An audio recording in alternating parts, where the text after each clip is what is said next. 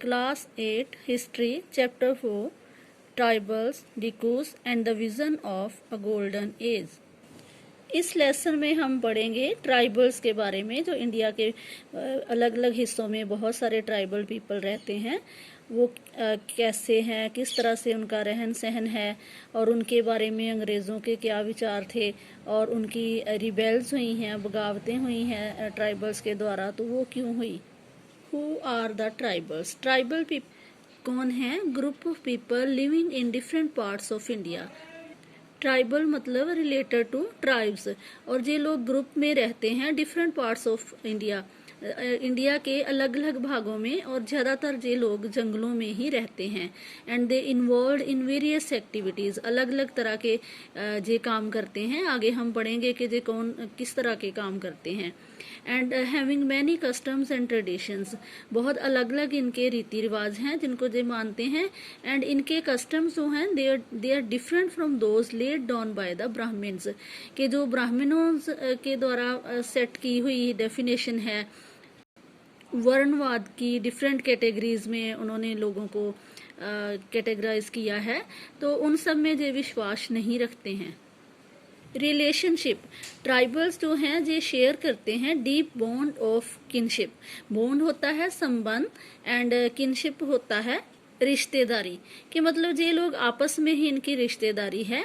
And ये social divisions जो जैसे कास्ट सिस्टम है, ब्राह्मण, क्षत्रिय, शूद्र, वैश्य, इन चीज़ों को ये सब नहीं मानते हैं।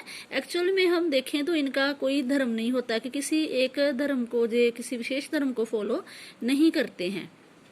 Do not have any economic difference, economically भी इनमें कोई भेदभाव नहीं होता है। जो इकट्ठे मिलके जो भी काम करते हैं, जो भी इनकी प्रोड्यूस होती है, वो उसको इकट्ठे ही मिल बांट के ये शेयर करते हैं, खाते हैं। फॉरेस्ट प्रोड्यूस भी अगर जो इकट्ठी करते हैं, फॉरेस्ट के जो प्रोडक्ट्स हैं, तो वो भी इकट्ठे ही मिलके आपस में ये बांट लेते हैं। In India, there are different types of tribal groups. They are zoom cultivators, hunters and gatherers, animal herder and settled cultivators. सबसे पहले हम पढ़ेंगे जूम कल्टीवेशन के बारे में। This is also called the slash and burn cultivation. तो आगे हम देखेंगे कि यह खेती किस तरह से की जाती है। तो मेथड्स क्या है इसके लिए, कि ज़मीन का एक हिस्सा ले लिया जाता है, मतलब जंगल का हिस्सा ले लिया जाता है, और उसमें जितने भी पेड़ पौधे होते हैं एक हिस्से में उसको कट कर लिया जाता है, और फिर इसको जला लिया जाता है, पेड़ों को जला लिया जाता है, और जो भी उसकी ऐश रहती है, जो उसकी राख होती है, तो उसको मिक्स कर लिया जाता है सॉइल में। तो इस तरह से वहाँ पे पूरी तरह से लैंड क्लियर करके, जो कि फॉरेस्ट लैंड होती है, उनको क्लियर करके उसको तो ये खेती लायक ज़मीन बना लेते हैं, और फिर उसमें खेती करने लगते हैं। लेकिन जब फसल पक के तैयार हो जाती है तो उसकी कटाई करके ये उस लैंड को छोड़ देते हैं, और फिर एक नई जगह ढूंढते हैं जंगल में ही। तो ये लोग ऐसा क्यों करते हैं, क्योंकि इनका मानना है कि जो ज़मीन है उसको खाली छोड़ देने से उसकी फर्टिलिटी वापस आ जाती है। जैसे आज भी हम ऐसे ही करते हैं ना, हम फसल एक लेने के बाद हम ज़मीन को खुला छोड़ देते हैं। तो आजकल तो डिफरेंट टाइप्स ऑफ मैन्योर्स जो हैं that are used by us, pesticides आ गए हैं, मैन्योर्स आ गए हैं, और नेचुरल तरीके से कि एक फसली बदलाव जो आ गया है उसको हम अदल बदल करके फसलों को बीजते हैं, कि एक ही खेत में हर बार एक ही फसल नहीं लगाते हैं, तो उससे भी फर्टिलिटी वापस आ जाती है।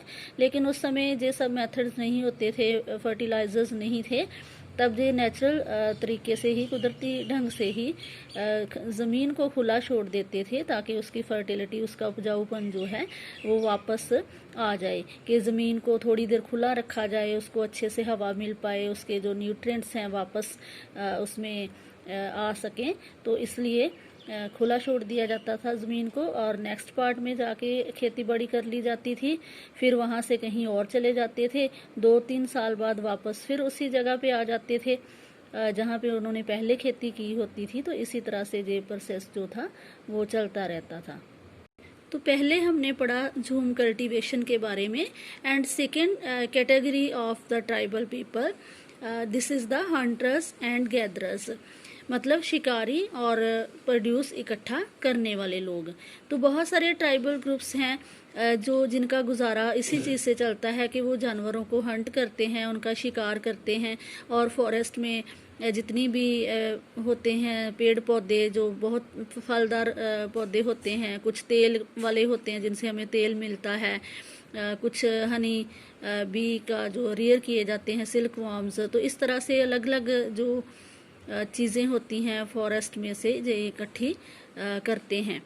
तो जे अपने सर्वाइवल के लिए फॉरेस्ट को एसेंशियल मानते हैं, ज़रूरी मानते हैं, क्योंकि इनका गुजारा ही जो फॉरेस्ट में होने वाली चीज़ें होती हैं, फल वगैरह होते हैं, तो उनसे ही इनका गुजारा चलता है। तो इनके ज़िंदा रहने के लिए इन सब चीज़ों का होना बहुत ज़रूरी है। तो एक तरह से ये पूजा भी करते हैं कुदरती जो चीज़ें हैं, जैसे सनलाइट है एंड रिवर्स होती हैं, और जो पेड़ पौधे होते हैं इनकी ये वर्शिप करते हैं, क्योंकि ये सब चीज़ें इन्हें बचाने में हेल्प करती हैं। खोंड्स ऑफ उड़ीसा। खोंड्स ऑफ उड़ीसा कौन है? उड़ीसा में रहने वाला एक कबीला है जो कि खोंड्स है। तो ये हंटर गैदरर्स हैं।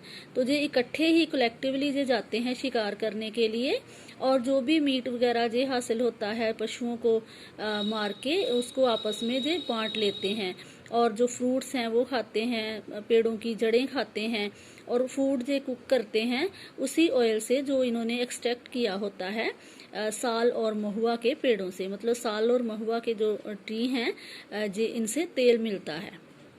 Using the flowers. और इसके अलावा ये लोग क्या करते हैं, different types of shrubs herbs होती हैं, जो जड़ी बूटियां होती हैं, जो मेडिसिनल पर्पसेस के लिए दवाइयां बनाने के काम आती हैं, उनको जो इकट्ठा करते हैं फॉरेस्ट में से, फिर उनका इस्तेमाल करते हैं।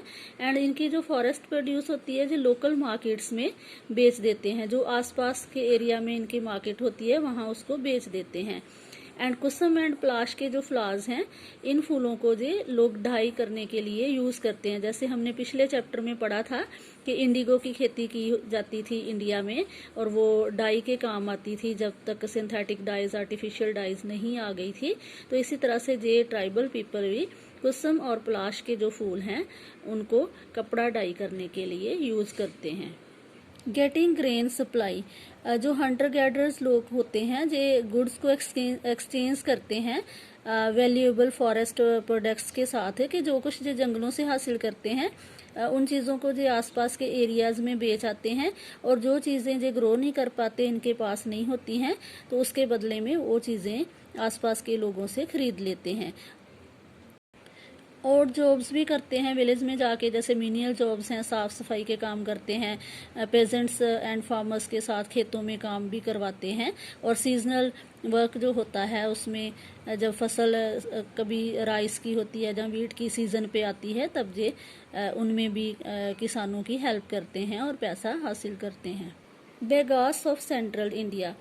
बट जो बेगास कबीला है मध्य भारत में जो रहने वाला है, भारत के इंडिया के सेंटर में जो एरियाज हैं उन जंगलों में जो लोग रहते हैं, they are reluctant to work for others. इनको दूसरों के लिए काम करना अच्छा नहीं लगता। तो ये लोग अपने आप को see themselves as the people of the forest, मतलब अपने आप को जंगल के ही लोग समझते हैं कि उनका जीना मरना वही है।